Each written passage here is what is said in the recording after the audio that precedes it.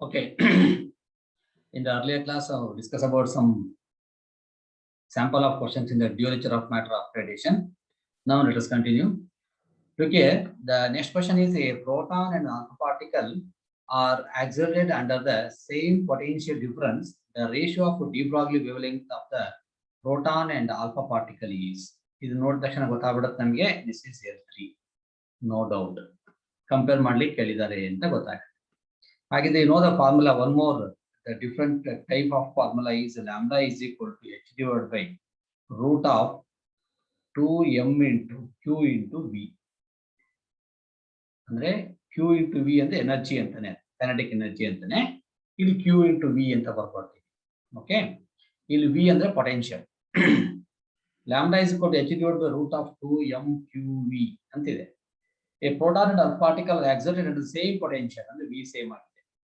ಅಂದ್ರೆ ವಿ ಹೋಯ್ತು.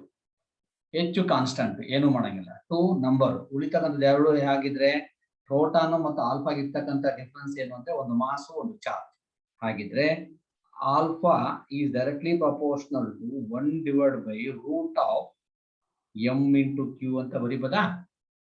ಯಾಕೆ ಇದು ಕಾನ್ಸ್ಟಂಟ್ ಆಯ್ತು, ಇದು ಸೇಮ್ ಇದೆ ಅಂತ ಹೇಳ್ತಾರೆ. ಇದು ಕಾನ್ಸ್ಟಂಟ್, ಇದು ನಂಬರ್, ಹಾಗಾಗಿ ಉಳಿತಕ್ಕಂಥ ಎರಡೇ. ಹಾಗಿದ್ರೆ ಬರೋಣ ಈಗ. ಲ್ಯಾಂಬ್ಡಾ ಯಾವ್ದಕ್ಕೆ ಎಷ್ಟು ಕೇಳಿದಾರೆ ಅವರು? ಪ್ರೋಟಾನ್ ಟು ಎಲೆಕ್ಟ್ರಾನ್ ಅಲ್ವಾ? Lambda P to the lambda alpha is equal to root of first university question ತಾನೆ. ಹಾಗಿದೆ ಏನ್ ಬರ್ಬೇಕು ಇಲ್ಲಿ? M alpha Q alpha divide by M P ಅಂದ್ರೆ mass of proton into charge of proton. Yes, this is equal to root of mass of alpha ಅಂದ್ರೆ helium ಅಂತ. ಹೀಲಿಯಂಗೆ ಹೇಳ್ತೀವಲ್ವಾ, ಆಲ್ಫಾಟಿಕ್ ಅಂದ್ರೆ ಹೀಲಿಯಂ ಅಂತೀವಿ. That is the 4. Charge 2e, ಯಾವುದು? ಆಲ್ಫಾಟಿಕ್ ಅಂತ, ಹಾಗಾಗಿ 2 divide by mass of proton 1, charge ಎಷ್ಟು? 1. ಹಾಗಿದ್ರೆ that is equal to 4 to 8, root of 8. Root of 8 ಯಾವ್ದಿದೆ? ಇಲ್ಲಿದೆ answer. That's root of 8, not a 1/√8. Ratio ಪ್ರಾಬ್ಲಮ್ಗಳಲ್ಲಿ 2 ಆನ್ಸರ್ಸ್ ಇರುತ್ತೆ. ಹಿಂದೂ ಅಂತ ಪ್ರಾಬ್ಲಮ್ಸ್ ನೋಡಿದಿರಿ.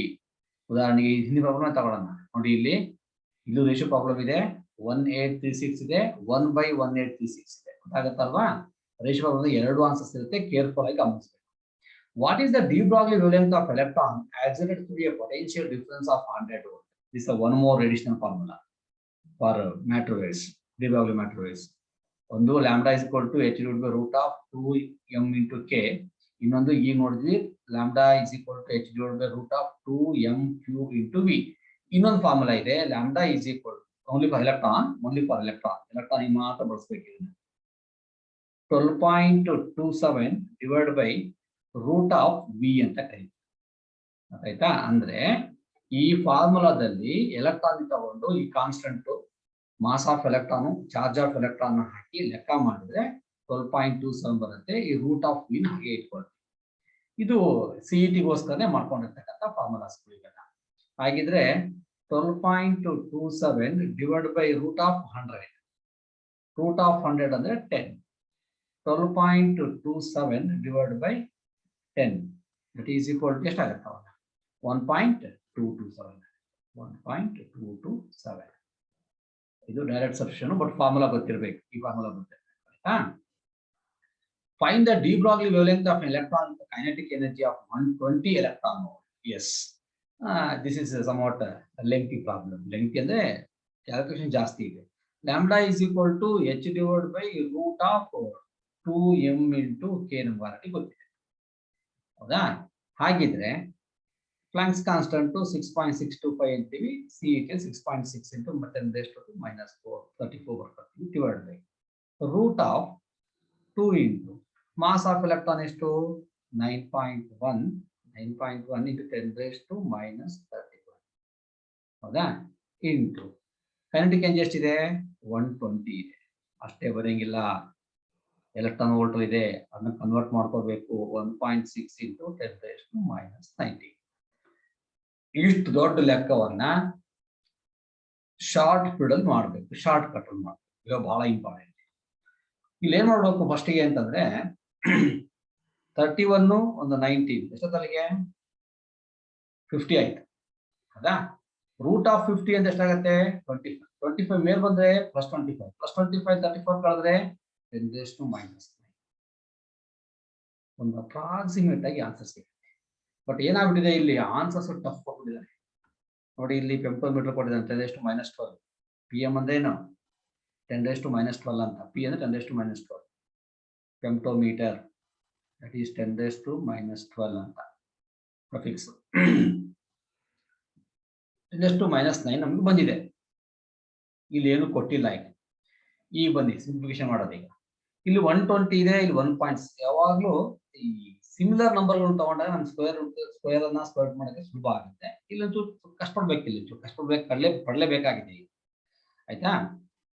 120 1.6 ಆಗತ್ತೆ ಹೇಳ್ತಿರೋದು. ಇದು ಸುಮ್ಮನೆ 12 ಅನ್ಕೊಳ್ರಿ, ಇದನ್ನ 16 ಅನ್ಕೊಳ್ಳಿ. 12 16 ಅಂತಂದ್ರೆ 12 into 16 ಮಾಡಿದ್ರೆ ಎಷ್ಟು ಬರುತ್ತೆ 192 ಬರುತ್ತೆ. ಯಾಕೆ 16 10s 160, 16 2s 32, 160 plus 32 ಅಂದ್ರೆ 192 ಆಯ್ತು. 192 into 2 ಮಾಡಿದ್ವಿ ಅಂತ ಅನ್ಕೊಂಡ್ರೆ ಅಪ್ರಾಕ್ಸಿಮೇಟ್ ಆಗಿ ಇಟ್ ವೆರಿ ಕ್ಲೋಸ್ ಟು 400. ಅಂದ್ರೆ 2 2s 4 ಅಂದ್ರೆ 384 ಆಗುತ್ತೆ. ಇದು ಮಾಡ್ಕೊಂಡ್ರೆ ಈ 384 into 9.1 ಅಂತ ಅನ್ಕೊಂಡ್ರೆ 38 ಅಪ್ರಾಕ್ಸಿಮೇಟ್ ಆಗಿ ಇದನ್ನ 38 ಇದ್ರೆ ಇದು 40 ಅಂತ ಅನ್ಕೋಣ. ಅವಾಗ 9 4s 40 ಸರ್ 9 4s ಎಷ್ಟಾಗತ್ತೆ 36 ಆಗುತ್ತೆ. ಕರೆಕ್ಟಾ?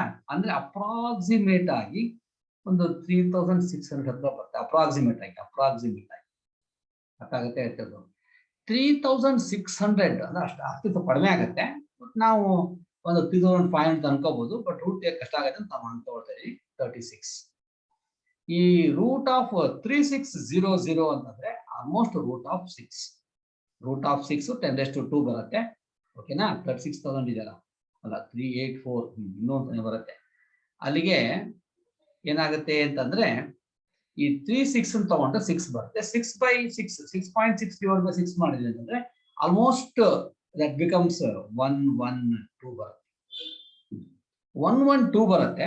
ಬಟ್ ಪಾಯಿಂಟ್ ಶಿಫ್ಟಿಂಗ್ ನೋಡಿದಾಗ ಇದು ಇಲ್ಲಿ ಸೊನ್ನೆಗಳಿದಾವೆ. ಅವಾಗ ಇದೇನಾಗುತ್ತೆ 0.112 ಬರುತ್ತೆ.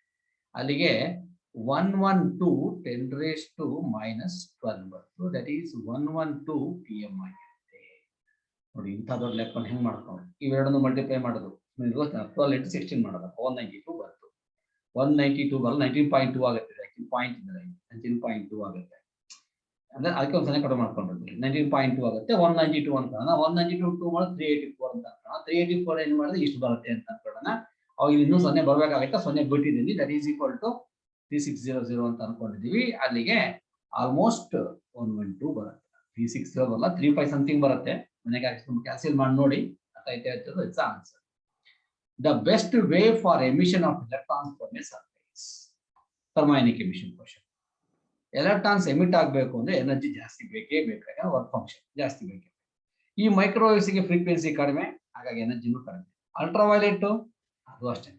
ಇನ್ಫ್ರಾರೆಡ್ ಇದಕ್ಕೂ ಫ್ರೀಕ್ವೆನ್ಸಿ ಕಡಿಮೆ. ಫ್ರೀಕ್ವೆನ್ಸಿ ಜಾಸ್ತಿ ಇರೋದು ಯಾವುದು ಎಕ್ಸ್ ರೇಸ್. ಹಾಗಾಗಿ ಎಕ್ಸ್ ರೇಸ್ ಅನ್ನ ಯೂಸ್ ಮಾಡಿದ್ರೆ ನಾವು ಸುಲಭವಾಗಿ ಮಾಡೋದು ಎಲೆಕ್ಟ್ರಾನ್ಸ್ ಅನ್ನ ಮಿಡಲ್ ಸರ್ಫೇಸ್ ನ ಹೊರಗೆ ತರಬಹುದು.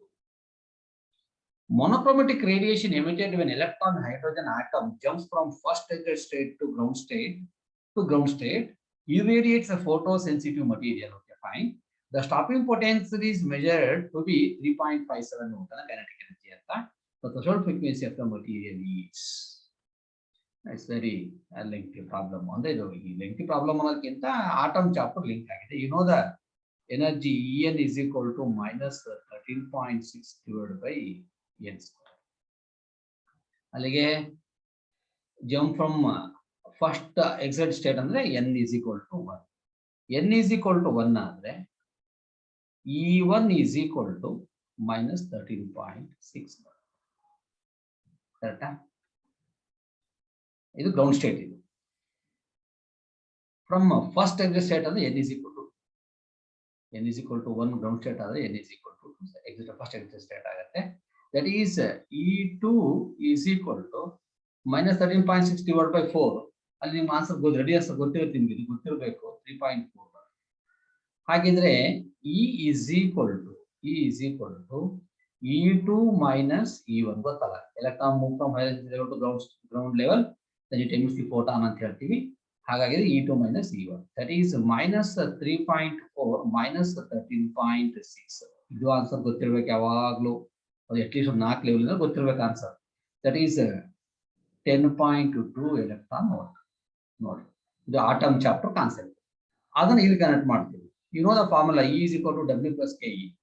ಹಾಗಿದ್ರೆ W is equal to ಏನಾಗುತ್ತೆ? E minus K, quadratic equation. That is equal to 10.2 minus 3.57. ಅವರೇ ಹೇಳಿದ್ದಾರೆ 3.57 ಅವರೇ ಕೊಟ್ಟಿದ್ದಾರೆ ಕಾಣ್ತಾ, ಸ್ಟಾಪಿಂಗ್ ಪೊಟೆನ್ಷಿಯಲ್ ಕೈನೆಟಿಕ್ ಎನರ್ಜಿ ಅಂತ ಈಕ್ವಲ್ ಟು ಕೈನೆಟಿಕ್ ಎನರ್ಜಿ. ಇವೆರಡನ್ನು ಡಿಫರೆನ್ಸ್ ಮಾಡಿದ್ರೆ ದಟ್ ಬಿಕಮ್ಸ್ 12 6 6.6 6.63 ಬರುತ್ತೆ. ಹೀಗೆ ಬರೋದು ಕೊಟ್ಟಿರ್ತೇವೆ ನಾವು ಯಾವಾಗಲೂ. ಇದು ಎಲೆಕ್ಟ್ರಾನ್ ವೋಲ್ಟ್ ಅಲ್ಲಿ ಇದೆ. ಇದನ್ನ ನಾವೇನ್ ಮಾಡ್ಬೇಕು, ಮುಂದೆ ಇದನ್ನ ಜೌಲಿ ಕನ್ವರ್ಟ್ ಮಾಡ್ಬೇಕು. ಹಾಗಿದ್ರೆ W is equal to ಏನು? H nu naught. ಕರೆಕ್ಟಾ? H nu naught. ಅಲ್ಲಿಗೆ nu naught is equal to W by H I. W is equal to 6.63 into 10 raised to into 1.6 into 10 raised to minus 90 divided by 6.6 into 10 raised to minus 34. Simple. ಇದು cancel. 1.6 answer. 1.6 ಇದೆ answer correct. 10 raised to minus 34 ಮೇಲೆ plus 34 15 ಇದೆ answer. ಅಂದ್ರೆ problem link ಇದೆ ಅಂದ್ರೆ L4 ಇದು ಅಂದ್ರೆ ಇನ್ನೊಂದು ಚಾಪ್ಟರ್ ಲಿಂಕ್ ಆಗಿರ್ತಕ್ಕಂಥ ಪ್ರಾಬ್ಲಮ್ ಆಗಿದೆ. For photoelectric emission from a certain metal, the cutoff frequency is nu. Correct? If the radiation frequency 2 nu, ಅಂದ್ರೆ ಅದು ಫ್ರೀಕ್ವೆನ್ಸಿ ನ್ಯೂ, ಥ್ರೆಶೋಲ್ಡ್ ಫ್ರೀಕ್ವೆನ್ಸಿ ನಾವು ಕೊಟ್ಟಿರೋದು 2 nu ಕೊಟ್ಟಿದ್ದೀವಿ.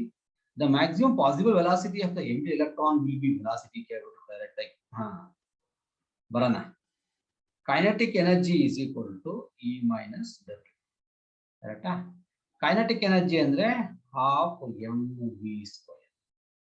E ಅಂದ್ರೆ H nu, but H nu ಅಲ್ಲ, ಇದು H2 nu. ಯಾಕಂದ್ರೆ ಅವ್ರಿಗೆ ಕೊಟ್ಟಿದ್ದಾರೆ 2 nu ಅಂತ, ಇಷ್ಟು ಕೊಟ್ಟಿದೆಯಾ ಅಂತೇಳಿ. Minus minimum frequency H nu ಅವರೇ ಕೊಟ್ಟಿದ್ದಾರೆ, ಅದು ಥ್ರೆಶೋಲ್ಡ್ ಫ್ರೀಕ್ವೆನ್ಸಿ. ಅಲ್ಲಿಗೆ ಏನಾಯ್ತು, 2 H nu minus H nu ಅಂದ್ರೆ H nu ಬರುತ್ತೆ, half mv square. ಕರೆಕ್ಟಾ? ಈಗೇನ್ ಮಾಡೋಣ, ವಿ ಸ್ಕ್ವೇರ್ ಅಲ್ಲೇ ಇಟ್ಟರೆ ಅದಾಯ್ತಾ, ಕೆಳಗಡೆ ಎಂ ಬರುತ್ತೆ, ಹೌದಾ, ಮೇಲ್ಗಡೆ 2 ಬರುತ್ತೆ.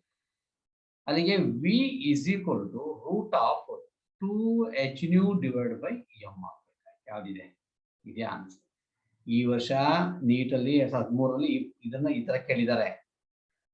ಮುಂದಿನ ವರ್ಷ ವೆಲಾಸಿಟಿನೇ ಈ ತರ ಕೇಳ್ಬೋದು. ಪ್ಲಾಂಕ್ಸ್ ಕಾನ್ಸ್ಟೆಂಟ್ ಗೊತ್ತಿರುತ್ತೆ, ಥ್ರೆಶೋಲ್ಡ್ ಫ್ರೀಕ್ವೆನ್ಸಿ ಕೊಡ್ತಾರೆ, ಮಾಸ್ ಆಫ್ ದಿ ಎಲೆಕ್ಟ್ರಾನ್ ಕೊಡಲ್ಲ, ನಿಮ್ಗೆ ಹೇಳ್ತಾರೆ, ನೀವು ಅದನ್ನ ಹಾಕಿ ಲೆಕ್ಕ ಮಾಡಬೇಕು. ಅವಾಗ ಪ್ರಾಬ್ಲಮೆಟಿಕ್ ಮುಡಿಗೆ ಹೋಗುತ್ತೆ. ಇದು ಫಾರ್ಮುಲಾ ಇದ್ದಂಗೆ, ಇದು ಫಾರ್ಮುಲಾ ಗೊತ್ತಿರಬೇಕು.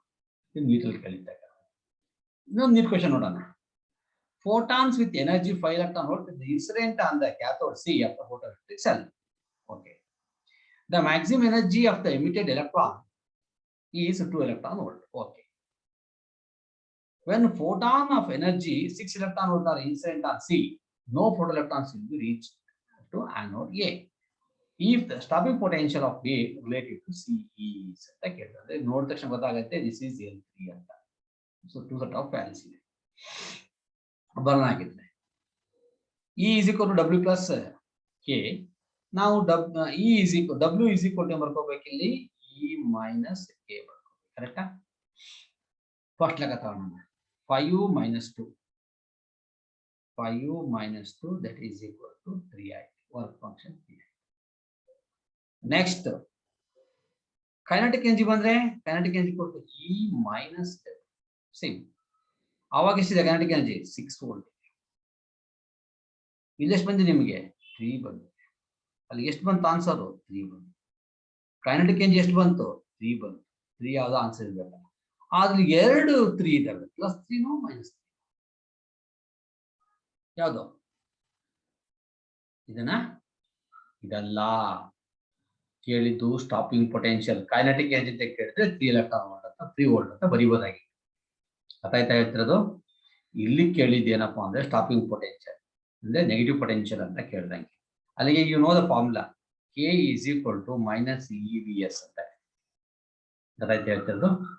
ಅಲ್ಲಿಗೆ ಏನಾಯ್ತು, ಇದು ಮೈನಸ್, ಆವಾಗ stopping potential is minus 3 electron volt ಅನ್ನೋದನ್ನ ಬರೀಬೇಕು. ಅರ್ಥ ಆಗುತ್ತೆ ಹೇಳ್ತಿರೋದು? S. An alpha particle moves in a circular path of radius 0.8 centimeter in the presence of magnetic field of 0.25 wave per meter square. The de Broglie wavelength associated with the particle will be like it. You know, in the moving charge and magnetism, ಏನಂತೆ ನಾವಲ್ಲಿ any charge particle enter into a magnetic field, it experiences a force. Using that force, the particle takes circular motion. Formula ಏನು? R is equal to mv divided by qb. ಕರೆಕ್ಟಾ? ಅದನ್ನ ತಂದು D Broglie connect ಮಾಡ್ತಿದ್ದಾರೆ. ಎಷ್ಟು ಚೆನ್ನಾಗಿದೆ, ಯಾಕಂದ್ರೆ mv ಇದೆಯಲ್ಲ, momentum ಬಂತು ತರಬೋದಲ್ಲ ಹೆಂಗೆದ್ರು ಮಾಡಿ. ಅಲ್ಲಿ ಏನಾಯ್ತು, mv is equal to qbri. ಕರೆಕ್ಟಾ? qbri. Lambda is equal to h by mv ತಾನೆ. ಹಾಗಾದ್ರೆ lambda is equal to h divided by mv ಇದ್ದಲ್ಲಿ qbr ಹಾಕ್ಬೋದಾ? ನೋಡಿ ಹೆಂಗೆ ಕನೆಕ್ಟ್ ಮಾಡ್ತಾರೆ. therefore lambda is equal to h 6 ಬರ್ಕೊಂಡು ನಡೆಯುತ್ತೆ, 6.6 ಬರ್ಕೊಂಡು 10⁻⁻34 divided by ಯಾವ್ದಿದು ಆಲ್ಫಾ ಪಾರ್ಟಿಕಲ್. ಆಲ್ಫಾ ಪಾರ್ಟಿಕಲ್ಗೆ ಚಾರ್ಜ್ ಎಷ್ಟಿರುತ್ತೆ? 2e ಅಂತ ಹೇಳಿದ್ರೆ ನೆನಪಿದೆಯಲ್ಲ, 2 into 1.6 into 10⁻⁻9. ಮ್ಯಾಗ್ನೆಟಿಕ್ ಫೀಲ್ಡ್ ಎಷ್ಟಿದೆ? 0.25 into ಎಷ್ಟಿದೆ? 0.83 10⁻². ಹೌದಾ? ಈ ಲೆಕ್ಕ ಮಾಡು. ಈಗ ನೋಡಿ 25 2s 50. ಕರೆಕ್ಟಾ? ಕರೆಕ್ಟ್ ಅನ್ರೋ? ಅಲ್ಲಿಗೆ 0.5 ಬರುತ್ತೆ. ಇರ್ಲಿ ತೊಂದರೆ ಇಲ್ಲ, ಆಮೇಲೆ ಮಾಡ್ಕೊಂಡು ಒಟ್ಟು 5 ಬರುತ್ತೆ. 16 5s 80. ಕರೆಕ್ಟಾ? ಸುಮ್ಮನೆ ಅನ್ಕೊಳ್ರಿ 80. ಇಲ್ಲಿ ಇದನ್ನ ತಗೊಂಡ್ರೆ 8 ಬರುತ್ತೆ. ಅದು 0.808 0.8 ಸಮಥಿಂಗ್ ಏನೋ ಬರುತ್ತೆ, 8 ಬರುತ್ತೆ. 8 ಇದು 0.8 ಇದೆ, ಅಲ್ಲಿಗೆ 8 8s 64 ಅಂದ್ರೆ 664 ಬರುತ್ತೆ. ಇಲ್ಲೂ ಮೇಲೆ 66 ಇದೆ, ಅಂದ್ರೆ ಮೇಲೆ 66 ಅನ್ಕೊಳ್ಳೋದು ನಾವು. 66 divided by 64 1 point something. Answer ಅಷ್ಟು ಒಂದಲ್ಲ ಇದಾವೆ. ಇದು ಒಂದಿದೆ, ಇದು ಒಂದಿದೆ, ಇದು ಒಂದಿದೆ, ಇದು ಅಂದಾಗ ಪ್ರಾಬ್ಲಮ್ ಅನ್ನ ಮುಂದುವರಿಸಬೇಕಾಗತ್ತೆ ಅಲ್ವಾ? ಈಗ ಬನ್ನಿ ಪವರ್ಸಿ ಬನ್ನಿ. 10⁻⁻19 10⁻⁻2 ಅರ್ಥಾಗತ್ತೆ. 10⁻⁻9 10⁻⁻2 10⁻⁻21 -21 ಮೇಲೆ ಬಂದ್ರೆ +21. +21 ನಲ್ಲಿ 34 ಕಳೆದ್ವಿ ಅಂತ ಅನ್ಕೋಣ. ಕಳೆದ ಎಷ್ಟು ಉಳಿದ ಅಲ್ಲಿಗೆ? 13 ಉಳಿತು, -13 ಉಳಿತು. 10⁻⁻13 ಉಳಿತು. 10⁻⁻13ಗೆ ಇಲ್ಲಿ ನೋಡ್ತಾ ಹೋಗಾನೆ ಎಲ್ಲವೂ 10⁻⁻10 ಮ್ಯಾಕ್ಸಿಮಮ್ ಮಾಡ್ತಾರೆ. ಇನ್ನೂ ಕಷ್ಟ ಆಯ್ತು, ಯಾಕೆ ಮುಂದುವರಿಸಲೇಬೇಕು. ಈಗ ನೋಡಿ ಪಾಯಿಂಟ್ ಬರ್ರಿ, ಇಲ್ಲಿ ಪಾಯಿಂಟ್ ಇತ್ತು, ಇದು 0.25 ಇತ್ತು. 0.25 ಮಲ್ಟಿಪ್ಲೈ ಮಾಡಿದ್ವಿ ನಾವು. ಮಲ್ಟಿಪ್ಲೈ ಮಾಡಿದಾಗ ಏನ್ ಬಂತು ನಮ್ಗೆ? ಇದು 0.5 ಬಂದಿರುತ್ತೆ. 0.5 ಇಂಟು 1.6 ಮಾಡಿದ್ರೆ 0.08 ಬರುತ್ತೆ. 0.08 0.8 ಅಂತಂದ್ರೆ 0.064 ಬರುತ್ತೆ. ಅಲ್ಲಿಗೆ 2 0 ಬಂತು. ಪಾಯಿಂಟ್ ಇಟ್ ಮಾಡೋಣ. ಅಲ್ಲಿಗೆ ಎಷ್ಟಾಯ್ತು? 10⁻⁻2 ಆಯ್ತು. -2 6.6 divided by 6.6 divided by 6.4 ಬರುತ್ತೆ. ಅಲ್ಲಿಗೆ 1 point something. 1 point something ಅಂತಂದ್ರೆ 1 × 10⁻³ ಅಂತಂದ್ರೆ ಅಲ್ಲ, 1 × 10⁻⁻ ಎಷ್ಟು ಬಂತು? -2 ಬಂತಾ? -2. ಅಲ್ಲಿಗೆ 1 × 10⁻⁻11 ಉಳಿತು. ಸರಿ, +2 ಅಲ್ಲ, ಮೇಲೆ ಬಂದು +2 ಆಗುತ್ತಲ್ವಾ? 11 ಪಾಯಿಂಟ್ ಫಿಟ್ ಮಾಡಿದ್ರೆ 0.1 ಆಂಗಿಸ್ಟರ್. The answer is 0.1 ಆಂಗಿಸ್ಟರ್. ಇಂಥ ಲೆಕ್ಕದಿಂದ ಸ್ವಲ್ಪ ತಾಳ್ಮೆಯಿಂದ ಟೈಮ್ ತಗೊಂಡು ಲೆಕ್ಕ ಮಾಡಬೇಕು. Next, if electron and proton have the same energy, then their de Broglie wavelength decreases in the order. Yes, already ನಮ್ಮ ಫಾರ್ಮುಲಾ ಗೊತ್ತಾಗಿದೆ. Lambda is equal to h divide by root of 2mk ಅಂತ ಹೇಳ್ತೀವಿ. ಲ್ಯಾಂಬ್ಡಾಗೂ kinetic energy energy ಏನಾಗಿದೆ energy ಪ್ರಶ್ನೆ. ಅಲ್ಲಿಗೆ lambda directly proportional to 1/√k. ಕರೆಕ್ಟಾ? ಹಾ. If electron, proton, alpha particle have the same energy, energy ಏನಾಗ್ಬಿಟ್ಟಿದೆ ಸೇಮ್ ಎನರ್ಜಿ ಆಗಿದೆ ಅಂತ ಹೇಳ್ತಾರೆ. ಇಲ್ಲಿ ಮಾಸ್ ಇದೆ. ಹಾಗಿದ್ರೆ ಏನ್ ಮಾಡ್ಬೋದು ಅವಾಗ? Lambda is proportional to k ಅಂತ ತಗೊಂಡಾಗ ಏನ್ ಮಾಡ್ಬೋದಾಗಿದ್ರೆ ಎಸ್ ಏನ್ ಬರ್ಕೋಬಹುದು ಅವಾಗ ವ್ಯಾಲ್ಯೂಸ್ ನ? ಹಾ,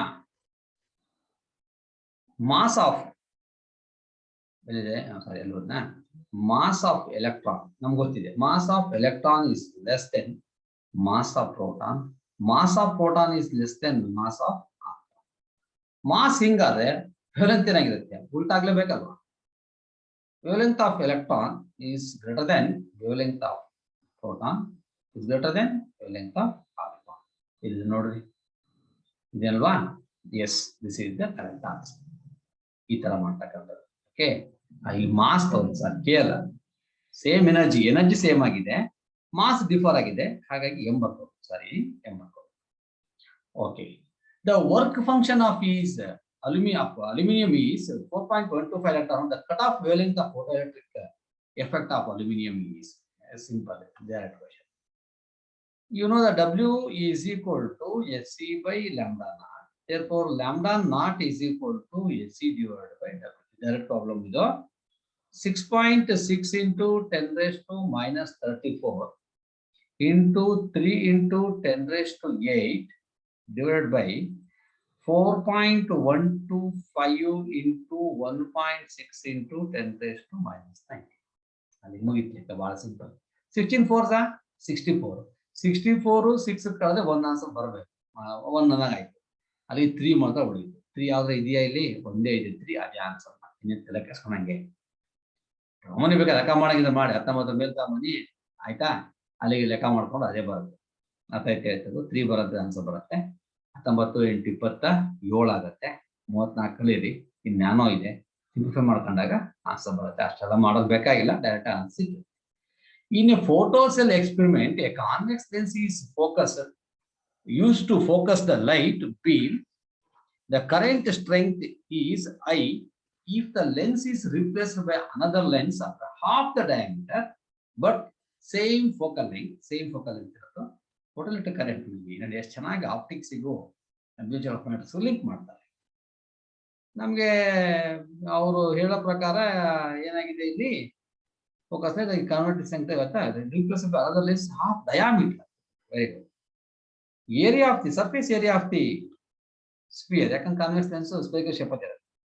4πr². ಅಲ್ಲಿಗೆ 4π r ಅದೇನು d/2 ಹೋಲ್ ಸ್ಕ್ವೇರ್. ಕರೆಕ್ಟ್ ಅಲ್ವಾ? ಯಾಕೆ? Diameter is equal to radius by 2 ಅಲ್ಲ, diameter is equal to radius is equal to diameter ಮತ್ತು diameter that is equal to ಏನ್ ಬಂತು ನಮಗೆ? 4π d² ಡಿವೈಡ್ ಬೈ 4 ಬಂತು. ಕರೆಕ್ಟಾ? ಬೇಡ, ಹಂಗೆ ಇದು ಹಿಂಗೆ ಇರಲಿ. A' ಬರ್ಕೋಣ ಈಗ. A' is equal to 4π diameter reduces to half ಅಂತ ಹೇಳ್ಬಿಟ್ಟಿದೆ. ಮತ್ತೆ ಇದು ಅರ್ಥ ಅಂತ ಇನ್ನು ಅವಾಗ ಏನಾಯ್ತು ಇಲ್ಲಿ d/4 ಹೋಲ್ ಸ್ಕ್ವೇರ್. ಕರೆಕ್ಟಾ? d/2 ನೆಕ್ಸ್ಟ್ d/4 ಬರುತ್ತೆ. 4π² d/2 ಹೋಲ್ ಸ್ಕ್ವೇರ್ ಅಂತಂದ್ರೆ ಎ. ಅಲ್ಲಿಗಿದ್ನೇ ಬರಿಬೋದು ನಾವು. A ಡಿವೈಡ್ ಬೈ 4 ಅಂತ ಬರಿಬೋದಾ? ಅದಷ್ಟು ಬರುತ್ತೆ ಅಂತ ಅರ್ಥ ಬರಿಬೋದಾ? ಎ ಕಡೆ ತಗೊಂಡೋಗಿ 4πr², 4π d/2 ಹೋಲ್ ಸ್ಕ್ವೇರ್ ಅಂದ್ರೆ ಏರಿಯಾ ಆಯ್ತು. ಇಲ್ಲಿ 4π ಇಟ್ ರೆಡ್ಯೂಸಸ್ ಟು ಹಾಫ್ ಅಂತ ಹೇಳಿದ್ದಾರೆ, ಅಂದ್ರೆ ಸ್ಕ್ವೇರ್ ಮಾಡಿದಾಗ ಏನಾಗುತ್ತೆ ಅವಾಗ ಡಯಾಮೀಟರ್, ಅವಾಗ ಇದಕ್ಕೆ ಮುಂದೆ a/4. ಅಲ್ಲಿಗೆ ಏನಾಯ್ತು? ಏರಿಯಾ ಕಡಿಮೆ ಆಯ್ತು. ಏರಿಯಾ ಕಡಿಮೆ ಆದ್ರೆ ಇಂಟೆನ್ಸಿಟಿ ಕಡಿಮೆ ಆಗ್ಲೇಬೇಕಲ್ಲ, ನ್ಯಾಚುರಲ್. ಅಲ್ಲಿಗೆ intensity is also reduces to I/4. Intensity ಕಡಿಮೆ ಆಗಲೇಬೇಕು. Intensity is also I/4. ಅದು ಅರ್ಥ. Intensity is directly proportional to current density, current photoelectric current ಅಲ್ವಾ? ಹಾಗಿದ್ರೆ ಅವಾಗ ಏನಾಗುತ್ತೆ? ಕರೆಂಟು ಕಡಿಮೆ ಆಗುತ್ತೆ. ಫೋಟೋ ಎಲೆಕ್ಟ್ರಿಕ್ ಕರೆಂಟ್ ಹೆಂಗ್ ರಿಲೇಷನ್ಸ್ ಇದೆ ಅಂದ್ರೆ intensity directly proportional to photoelectric current ಅಂತ ಅಂದಾಗ relation is I by. A and B are two metals with a threshold frequency 1.8 10 raised to 14 hertz and 2.2 10 raised to 15 hertz. A do 1.8, B do 2.2. Two identical photons of energy 0.825 electron volt are incident on them. ಅವೆರಡರ ಮೇಲೂ 0.825 electron volts energy incident ಮಾಡ್ತೀವಿ. Then photoelectrons are emitted in B alone. B ಒಂದೇ ಮಾಡುತ್ತೆ, A ಒಂದೇ ಮಾಡುತ್ತೆ, either A or B or both ಅಂತ ಕೇಳ್ತಾರೆ. ಬನ್ನಿ ಹಾಗೆ 0.825 ಕೊಟ್ಟಿದಾರಲ್ವಾ, ಇಲ್ಲಿ ಫ್ರೀಕ್ವೆನ್ಸಿ ಮೇಲೆ ಫ್ರೀಕ್ವೆನ್ಸಿ ಮಾಡ್ಕೋಬೇಕಾಗತ್ತೆ. E is equal to h nu. Therefore nu is equal to E by h. ಕರೆಕ್ಟಾ? 0.825 into 1.6 into 10 raised to minus 19 divided by 6.6 10 raised to minus 34. ಇಲ್ಲಿ ನೋಡ್ಕೊಳ್ಳಿ, 16 8s are 132 ಬರುತ್ತೆ. ಡಿವೈಡ್ ಬೈ 66 ಅಲ್ಲಿಗೆ 2 ಕರೆಕ್ಟಾ? ಅಲ್ಲಿಗೆ 2 ಬರುತ್ತೆ ಅಂತ ಆಯ್ತು. ಪಾಯಿಂಟ್ ಶಿಫ್ಟ್ ಮಾಡಿಲ್ಲ, ಬರುತ್ತೆ 2 ಅಂತ. 10 raised to 19 10 raised to minus 34 ಮೇಲೆ ತಗೊಂಡೋಗೋಣ. ಅವಾಗ 2 into ನಾನು ಈ ತರ ಮೆಥಡ್ ಕಲಿಬೇಕು. 2 into 10 raised to 15 ಬರುತ್ತೆ. ಪವರ್ ಶಿಫ್ಟ್ ಮಾಡಿದ್ರೆ 10 raised to 15 ಬರುತ್ತೆ. 0.2 ಬರುತ್ತೆ, ಸಾರಿ 0.2 ಬರುತ್ತೆ. ಪಾಯಿಂಟ್ ಶಿಫ್ಟಿಂಗ್ ಮಾಡಿದ್ರೆ 0.2 ಬರುತ್ತೆ. 0.2 ಇರಲಿ, 0.2 ಅಲ್ಲಿಗೆ 2 into 10 raised to 14 hertz. ಇಲ್ಲಿ ನೋಡಿ, ಈ 1.8 ಏದ್ದು ಅದೇನಾಗಿದೆ, ರಿಯಲ್ ಫ್ರೀಕ್ವೆನ್ಸಿಗಿಂತನೂ ಥ್ರೆಶೋಲ್ಡ್ ಫ್ರೀಕ್ವೆನ್ಸಿ ಕಡಿಮೆ. ನಮ್ಗೆ ಗೊತ್ತಿದೆ ಫೋಟೋ ಎಲೆಕ್ಟ್ರಿಕ್ ಎಫೆಕ್ಟ್ ಆಗಬೇಕು ಅಂತಂದ್ರೆ ಏನಾಗಿರ್ಬೇಕು, threshold frequency is greater than real frequency is greater than threshold frequency ಆಗಿರ್ಬೇಕು ಅಂತ. ಅಂದ್ರೆ nu is greater than nu naught ಆಗಿರ್ಬೇಕು. Nu is greater than nu naught ಆಗಿರ್ಬೇಕು. ಹೌದಾ? Nu is greater than nu naught. ಹಾಗೆ ಥ್ರೆಶೋಲ್ಡ್ ಫ್ರೀಕ್ವೆನ್ಸಿ ಜಾಸ್ತಿ ಇರೋದು ಯಾವ್ದಕ್ಕೆ, ನ್ಯೂಗಿಂತ ಜಾಸ್ತಿ ಯಾವ್ದಕ್ಕಿದೆ, ಯಾವ್ದ್ರಲ್ಲಿದೆ? 2.2 1.8 10 to 14 ನಿಮ್ದು 2 ಬಂದಿದೆ. ಕೊಟ್ಟಿರ್ತಕ್ಕಂಥ ಫ್ರೀಕ್ವೆನ್ಸಿ ಎಸ್ ಹಾಗಿದ್ರೆ ಅವಾಗ ಏನಾಗುತ್ತೆ, ಇದು ರಿಯಲ್ ಫ್ರೀಕ್ವೆನ್ಸಿ. ನೀವು ಕೊಟ್ಟಿರ್ತಕ್ಕಂಥ ಎನರ್ಜಿ ಫ್ರೀಕ್ವೆನ್ಸಿ ಎನರ್ಜಿ ಎಷ್ಟಪ್ಪ, 2 10 to 14. ಥ್ರೆಶೋಲ್ಡ್ ಫ್ರೀಕ್ವೆನ್ಸಿ ಒಂದು 1.8 ಒಂದು 2.14 ಇದೆ. ಹೌದಾ? 2.14 1.8 ಅಂದ್ರೆ ಅವಾಗ ಬಿ ಅಲೋನ್ ಆಗಿರುತ್ತೆ. Next, a particle with the rest mass m0 is moving with the speed of light c. The de Broglie wavelength associated with will be ಇದು ದೊಡ್ಡ ಕಾನ್ಸೆಪ್ಟ್. ಇದು ನಿಮ್ಗೆ ಔಟ್ ಆಫ್ ಸಿಲೆಬಸ್ ಅಂತ ಅನಿಸ್ಬೋದು, ಅದಲ್ಲ. The relativistic variation of mass according to Einstein's theory of relativity, m is equal to m0 divided by root of 1 minus v square divided by c square. E is equal to mc square. ಎಷ್ಟು important ಅಷ್ಟೇ important. But ಇಲ್ಲೇನಾಗಿದೆ, equal ಆಗ್ಬಿಟ್ಟಿದೆ. V is equal to c ಅಂತ ಅವ್ರು ಹೇಳ್ತಾರೆ. Speed of light c, v is equal to c. V is equal to c, ಅದು ಈ term ಏನಾಯ್ತು, 0 ಆಗ್ಬಿಡುತ್ತೆ. ಈ ಟರ್ಮ್ 0 ಆದ್ರೆ ರೂಟ್ ಆಫ್ 1 ಏನಾಗುತ್ತೆ, ಹೋಗ್ಬಿಡುತ್ತೆ. ಅವಾಗ ಏನಾಗುತ್ತೆ, m is equal to m not. M is equal to m, ಈ ಟರ್ಮ್ 0 ಆಗ್ಬಿಡ್ತದೆ. ಅಂದ್ರೆ sorry, this is equal to 1 ಬರುತ್ತೆ. 1 - 1 ಇಸ್ ಈಕ್ವಲ್ ಟು 0 ಆಗುತ್ತೆ. 0 ಆಯ್ತಂದ್ರೆ ಎಂ ಇಸ್ ಈಕ್ವಲ್ ಟು 0. ನೋಡಿ, m is equal to m0 divided by root of 1 minus 1. ಅದಕ್ಕೆ that is equal to m0 divided by 0 ಅಂತಂದ್ರೆ everything is 0, that is 0.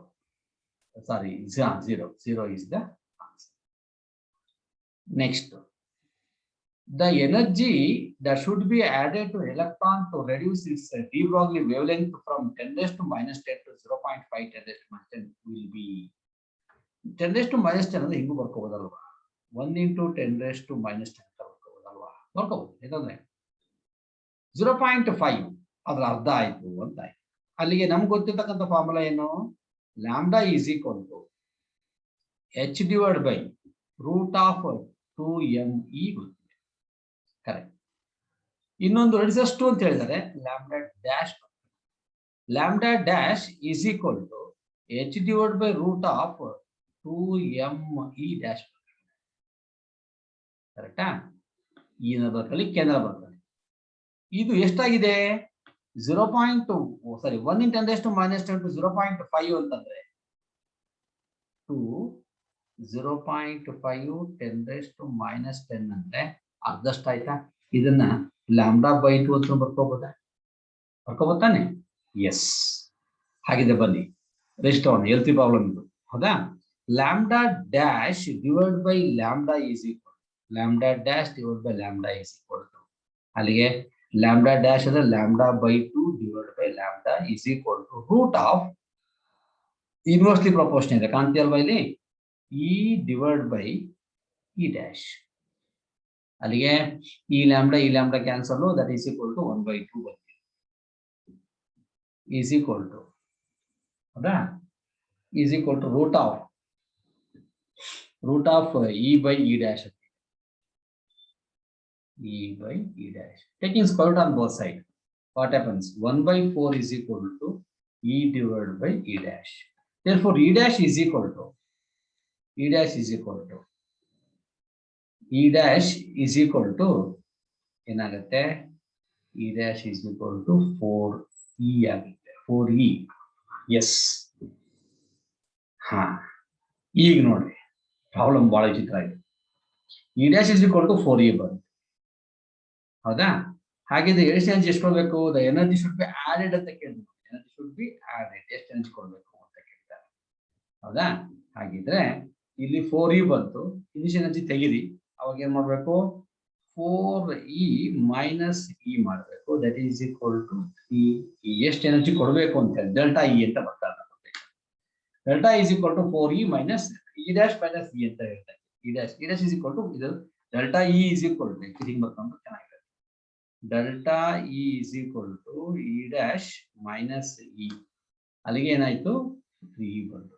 Thrice the initial energy ಅಂತ ಹೇಳ್ತಾರೆ. If a particles are moving with the same velocity, then maximum de Broglie wavelength is far. Same velocity. ನಮ್ಗೆ ಗೊತ್ತಿದೆ formula. Lambda is equal to h by m. ಕರೆಕ್ಟಾ? Lambda is equal to h by mv. Velocity same ಅಂತೆ, ತೆಗೆದುಬಿಡೋಣ ಇದನ್ನ. Constant ಇದು. ಅಲ್ಲಿಗೆ lambda directly proportional to 1/8. ಅಲ್ಲಿಗೆ mass ಕಡಿಮೆ ಆದ್ರೆ ವೇವ್ ಲೆಂತ್ ಜಾಸ್ತಿ ಆಗುತ್ತೆ. The maximum D Broglie wave length lambda ಜಾಸ್ತಿ ಆಗುತ್ತೆ. Lambda maximum. ಲ್ಯಾಂಬ್ಡಾ ಜಾಸ್ತಿ ಆಗಬೇಕಂದ್ರೆ ಮಾಸ್ ಕಡಿಮೆ. ಇರತಕ್ಕಂಥ ಮಾಸ್ ಯಾವ್ದು ಕಡಿಮೆ? ಇದು 1.6 × 10⁻⁻57. Alpha particle 4.4. ಹೌದಾ? ನ್ಯೂಟ್ರಾನು ಬೇಡ, ಇದ್ರಲ್ಲಿ ಹೇಳೋಣ. ಓಕೆ, ಹಂಗೆ ಹೇಳೋಣ. ನ್ಯೂಟ್ರಾನು 1.66 × ಬೀಟಾ ಪಾರ್ಟಿಕಲ್ ಅಂದ್ರೆ ಏನು? ಎಲೆಕ್ಟ್ರಾನ್. ಬೀಟಾ ಪಾರ್ಟಿಕಲ್ ಅಂದ್ರೆ ಏನು? ಎಲೆಕ್ಟ್ರಾನ್. ಎಷ್ಟು ಮಾಸ್? ಎಷ್ಟು? 9.1 × 10⁻30. ಇವೆಲ್ಲ 10⁻27 -30. ಮಾಸ್ ತುಂಬಾ ಕಡಿಮೆ ಐತೆ ಎಲೆಕ್ಟ್ರಾನ್. ಮಾಸ್ ಕಡಿಮೆ ಎಲೆಕ್ಟ್ರಾನ್ ಇರೋದ್ರಿಂದ ವೇವ್ ಆಗುತ್ತೆ, ಮ್ಯಾಕ್ಸಿಮಮ್ ಆಗುತ್ತೆ. ಅದಕ್ಕೆ answer is beta particle. Beta particle ಅಂದ್ರೆ ಎಲೆಕ್ಟ್ರಾನು. Same characteristics. ಹೀಗೆ de Broglie matter waves, photoelectric effect ಮೇಲೆ ಒಂದಿಷ್ಟು ಸ್ಯಾಂಪಲ್ ಆಫ್ ಕ್ವಶನ್ಸ್ ನಾವು ಈ ತರ ಡಿಸ್ಕಸ್ ಮಾಡ್ತೀವಿ. ಇದು ತುಂಬಾ ಇಂಪಾರ್ಟೆಂಟ್ ಆಗಿರ್ತಕ್ಕಂಥ ಒಂದು ಚಾಪ್ಟರ್. ಜ್ಞಾಪಕ ಇರಲಿ, ಇಲ್ಲಿ ಬಹಳ ಸಿಂಪಲ್ ಆಗಿರ್ತಕ್ಕಂಥ ಫಾರ್ಮುಲಾಸ್ ಗಳನ್ನ ಬಳಸ್ತಾ ಇರೋದ್ರಿಂದ ನಾವು ಸುಲಭವಾಗಿ ಏನ್ ಮಾಡಬಹುದು? ಎರಡೇ formula, de Broglie matter waves ಮತ್ತೆ photoelectric effect. Photoelectric effect energy is equal to work function plus kinetic energy, ಮೂರು ಅದೊಂದೇ formula. Lambda is equal to h by mv ನ ಸ್ವಲ್ಪ ಡಿಫ್ರೆಂಟ್ ಫಾರ್ಮಲ್ ಹಾಕೊಂಡು ಹೋಗಿದ್ವಿ. Lambda is equal to h by root of 2mk ಅಂತ ಹೇಳ್ತೀವಿ. Root of 2m × q × v ಅಂತ ಹೇಳ್ತೀವಿ. ಅಥವಾ 12.2 ರೂಟ್ ಆಫ್ v ಅಂತ ಹೇಳ್ತೀವಿ ಎಲೆಕ್ಟ್ರಾನಿಕ್ ಅದು. ಹೀಗೆ ಸ್ವಲ್ಪ ಡಿಫ್ರೆಂಟ್ ಫಾರ್ಮುಲಾಸ್ ಗಳನ್ನ ಯೂಸ್ ಮಾಡ್ಬಿಟ್ಟು ನಾವೇನ್ ಮಾಡ್ಬೋದು ಅಂದ್ರೆ ಎಕ್ಸ್ಪ್ರೆಷನ್ಸ್ ಅನ್ನ ಮಾಡ್ಬೋದು. ಎಸ್, ಇಲ್ಲಿಗೆ ಈ ಚಾಪ್ಟರ್ ನ ಮುಗಿಸ್ತಾ ಇದ್ದೀನಿ.